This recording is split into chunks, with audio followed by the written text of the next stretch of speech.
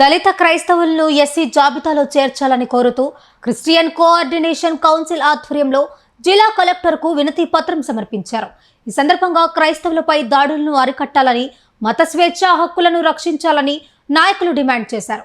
వివిధ ప్రజా సంఘాలు, రాజకీయ పార్టీలు ఈ డిమాండ్కు మద్దతు తెలిపారు.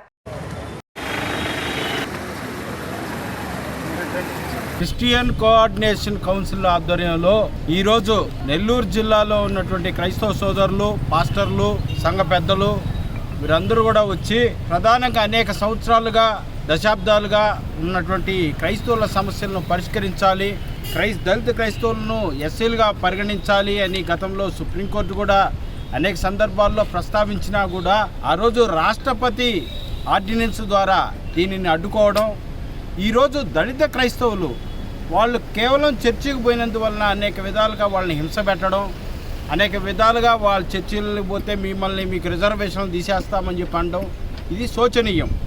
ప్రజల హక్కుల కోసం రిజర్వేషన్ అనే పదం ఎందుకు వచ్చింది అని అంటే, పేదలు వాళ్ళ యొక్క కనీస అవసరాలు తీర్చుకునేందుకు, వాళ్ళ హక్కుల కోసం వాళ్ళు ఎక్కడ నోరు తెరవలేనప్పుడు చట్టం వాళ్ళకు ఒక భద్రత కల్పించింది. ఇది రాజ్యాంగంలో మన షెడ్యూల్లో కానీ, ఆర్టికల్లో కానీ, పార్ట్స్ భాగాలలో కానీ మనము ఏర్పరచుకున్నాం. ఇది రాజ్యాంగబద్ధమైన హక్కు. ఈరోజు దానివల్ల అనేక మంది చర్చిలకు వెళ్ళే ఈ క్రైస్తవ సోదరులకు ఈ అట్రాసిటీ కేసులు, మహిళల మీద దాడులు జరిగినా కూడా అట్రాసిటీ కేసు ఫైల్ చేయలేని పరిస్థితి. కాబట్టి ఇలాంటి భయంకరమైన పరిస్థితులు ఉన్నాయి. కాబట్టి మాకు చట్టబద్ధత కల్పించండి, మా యొక్క ఆత్మరక్షణ కల్పించండి. ఈ విధంగా క్రైస్తవుల ఆలయాలపైన, చర్చిలపైన దాడులు చేస్తున్నారు అని చెప్పి అనేక సంవత్సరాలుగా క్రైస్తవ సోదరులు డిమాండ్ చేస్తున్నారు. కాబట్టి వాటికి కాంగ్రెస్ పార్టీ సంపూర్ణ మద్దతు తెలియజేస్తూ ఉంది.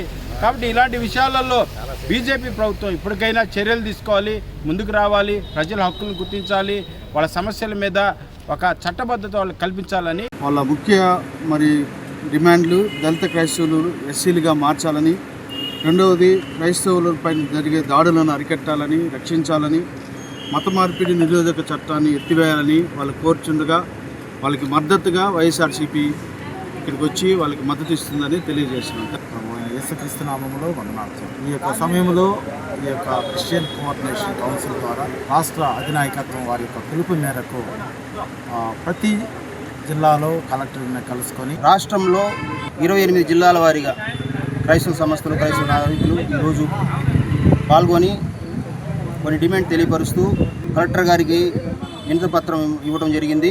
ఇందులో భాగంగా ఏఐసియు ఆల్ ఇండియా క్రిస్టియన్ యూనిటీ తరఫున మా డిమాండ్ తెలియపరుస్తూ, మా డిమాండ్స్ క్రైస్తవ పైన జరుగుతున్న దాడులను వెంటనే అరికట్టాలి, మత మార్పిడి చట్టాలను రద్దు చేయాలని, క్రైస్తవులపైన జరుగుతున్న దాడులను అరికట్టే చట్టాలను తీసుకురావాలని, క్రైస్తవులపై దాడి జరిగినప్పుడు వెంటనే ఫోన్ చేసి తెలియపరచడానికి టోల్ ఫ్రీ నెంబర్ని ఏర్పాటు చేయాలని, దళిత క్రైస్తవులకు ఎస్సీలుగా గుర్తించాలని మా డిమాండ్ని తెలియపరుస్తున్నాం.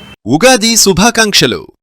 నెల్లూరు జిల్లా వైఎస్ఆర్ కాంగ్రెస్ పార్టీని ఒంటిచేత్తో నడిపిస్తూ పార్టీ కార్యకర్తలకు నేనున్నారంటూ భరోసా ఇస్తూ ప్రతి కార్యకర్తను వెన్నుతట్టి ప్రోత్సహిస్తున్న మా నాయకులు, మాజీ మంత్రివర్యులు, నెల్లూరు జిల్లా వైసీపీ అధ్యక్షులు కాకాని గోవర్ధన్ రెడ్డి గారికి తండ్రికి తగ్గ తనయుల మహిళా సమస్యలపై నిత్యం గలమెత్తుతూ వైఎస్ఆర్ కాంగ్రెస్ పార్టీ మహిళా విభాగానికి స్ఫూర్తినిస్తూ మహిళలకు భరోసానిస్తూ ఉన్న వైసీపీ రాష్ట్ర మహిళా విభాగం వర్కింగ్ ప్రెసిడెంట్ కాకాని పూజిత గారికి ఉగాది శుభాకాంక్షలు. ఇట్లు రావుల ఇంద్రసేన గౌడ్, ఐటీ వింగ్ సర్వేపల్లి నియోజకవర్గం ఇన్ఛార్జ్.